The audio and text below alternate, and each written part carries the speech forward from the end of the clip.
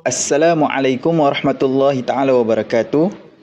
Alhamdulillah kita bertemu pada hari ini, hari Selasa 7 September 2021. PDPR kita pada hari ini mata pelajaran amalan lazim. Murid-murid boleh buka kitab muka surat 18. Kita masih di dalam tajuk solat jamak dan qasar. Kita ulang sedikit, solat jamak apa? Solat jamak ialah menggabungkan solat. Seperti solat zuhur dan asar, maghrib dengan isyak. Gabung bukannya terus gabung gitu. Gabung ni maksudnya solat maghrib dengan isyak kita buat pada waktu maghrib, ataupun maghrib dengan isyak kita buat pada waktu isyak. Dan qasar. Qasar ni apa? Qasar ni memendekkan solat. Contohnya, solat zuhur 4 rakaat boleh jadi 2. Solat isyak 4 rakaat boleh jadi 2. Hukumnya apa? Hukumnya harus. Tapi ada syarat-syaratnya. Bilakah diharuskan untuk memendekkan solat? Okey, dalil dah. Kita baca jenis solat jamak. Jenis solat jamak. Jamak ada 2 jenis. Jamak tadi apa? Jamak ialah menggabungkan solat, menghimpunkan solat. Yang lebih tepat, menghimpunkan solat. Ada 2 jenis, iaitu jamak taqdim dengan jamak takhir.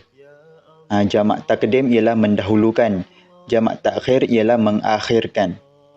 Apa dia yang didahulukan dan diakhirkan? Kita baca.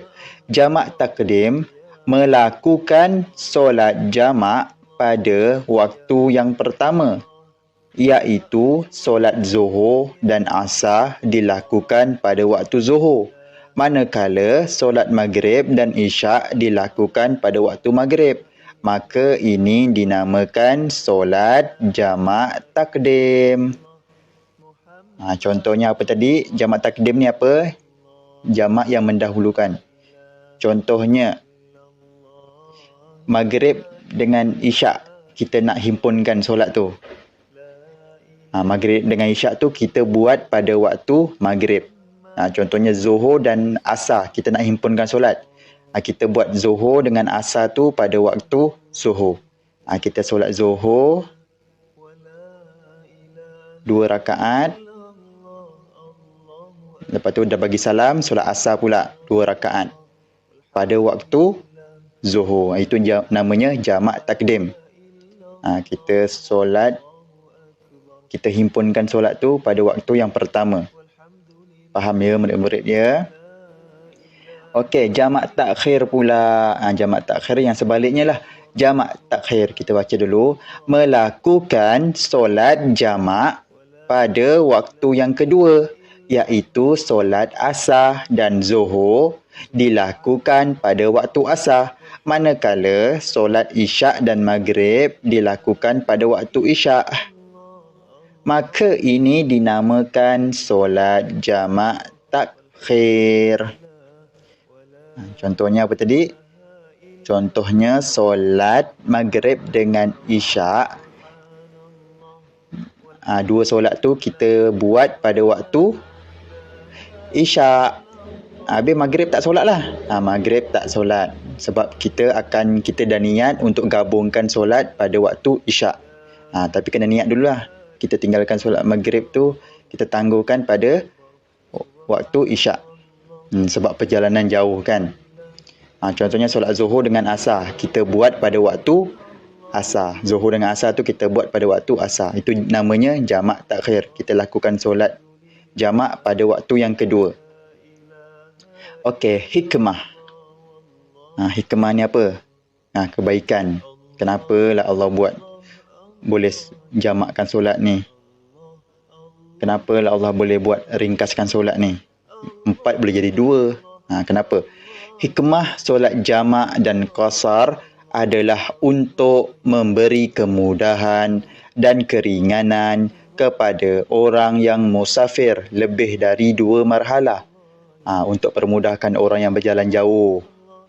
2 marhalah, 80 km, 90 km atau lebih daripada 90 km. Yang penting syaratnya kena lebih daripada 2 marhalah. Baru boleh solat jamak, baru boleh solat qasar. Orang musafir ni apa? Orang yang berjalan.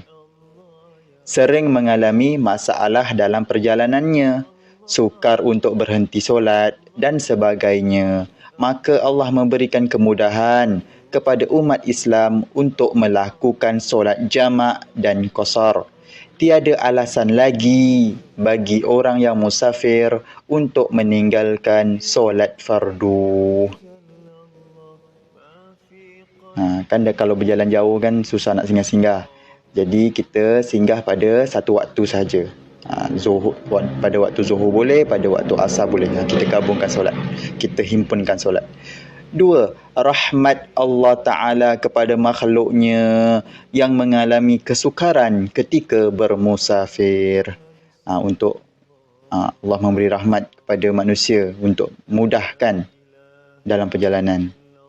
Itu saja pada pembelajaran pada hari ini. Syarat dan rukun kita sambung pada minggu hadapan. Untuk tugasan sila, salin, jamak taqdim dan jamak takhir. Itu saja. Salin jenis solat jamak. 1, 2. Itu saja. Assalamualaikum warahmatullahi taala wabarakatuh.